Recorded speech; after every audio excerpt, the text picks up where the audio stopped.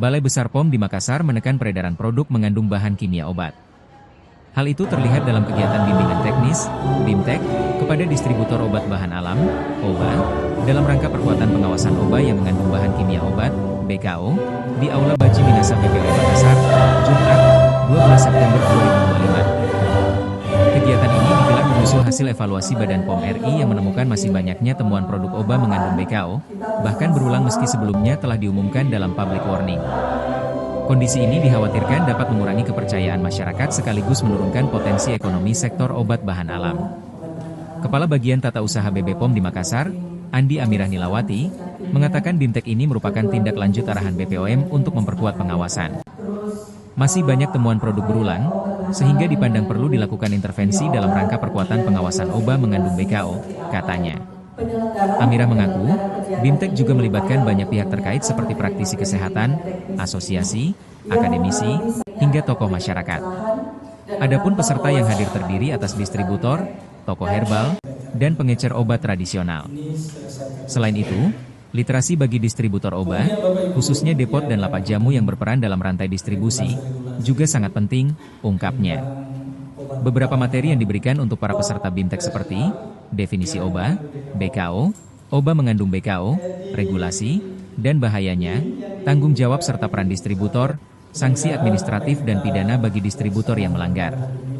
Tak hanya itu, cara mencegah peredaran OBA mengandung BKO di fasilitas distributor, termasuk identifikasi produk melalui aplikasi penjelasan publikos, peringatan agar distributor tidak mendistribusikan OBA mengandung BKO dan ajakan bersama BPOM menjaga keamanan dan mutu produk OBA, serta langkah yang harus dilakukan jika menemukan OBA bermasalah. Kegiatan bimbingan teknis OBA, penguatan pengawasan obat bahan alam yang mengandung bahan kimia obat, dilaksanakan sesuai dengan hasil evaluasi dan arahan dari BPOM, di mana masih banyak temuan produk yang berulang, sehingga dipandang perlu untuk melakukan intervensi dalam rangka penguatan pengawasan obat bahan alam yang mengandung bahan kimia obat. Di samping itu perlu dilakukan peningkatan literasi bagi distributor obat bahan alam, khususnya depot dan lapak jamu yang berperan dalam rantai distribusi. Melalui bimbingan teknis obat bahan alam yang mengandung BKO ini, kami berupaya melibatkan banyak pihak terkait. Di antaranya yang hadir hari ini adalah distributor, toko herbal, dan pengecer obat tradisional. Tim penyelenggara menyiapkan materi-materi yang mencakup definisi obat bahan alam, bahan kimia obat, dan obat bahan alam yang mengandung bahan kimia obat, serta regulasi dan bahayanya. Kemudian juga ada tanggung jawab dan peran distributor, serta sanksi administratif dan pidana bagi distributor yang melakukan pelanggaran dalam pendistribusian obat bahan alam yang mengandung bahan kimia obat. Cara mencegah masuk dan beredarnya obat bahan alam yang mengandung bahan kimia obat pada fasilitas distributor, dan cara mengidentifikasi produk obat bahan alam yang mengandung bahan kimia obat dengan menggunakan aplikasi penjelasan publik OTSK, serta memperingatkan distributor untuk menghindari pendistribusian obat bahan alam yang mengandung BKO, dan ajakan untuk bersama-sama Badan POM menjaga keamanan dan mutu produk obat bahan alam, termasuk hal-hal yang harus dilakukan oleh distributor jika menemukan obat bahan alam yang mengandung bahan kimia obat. Kami berharap kegiatan BIMTEK ini akan memberikan pencerahan dan menambah wawasan peserta BIMTEK untuk menghindari peredaran obat bahan alam yang mengandung bahan kimia obat. Demikian. Materi yang tadi disampaikan adalah materi tentang penguatan pengawasan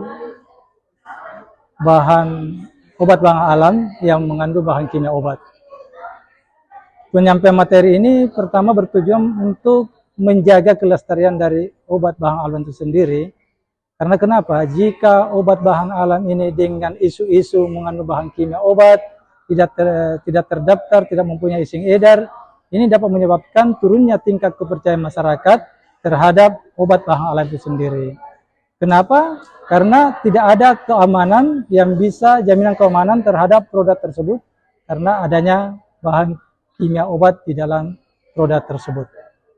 Kemudian untuk pelaku usaha jika tingkat kepercayaan masyarakat ini menurun, tentunya akan mempengaruhi daya jual, daya beli masyarakat, karena tidak ada lagi yang akan menggunakan bahan obat tradisional tersebut, karena mereka sudah tidak akan percaya kepada obat tradisional tersebut.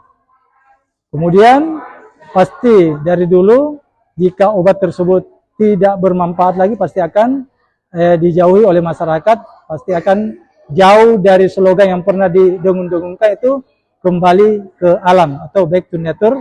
Artinya masyarakat percaya bahwasanya salah satu pengobatan alternatif adalah menggunakan obat bahan alam atau obat tradisional. Download Tribun X sekarang, menghadirkan lokal menjadi Indonesia.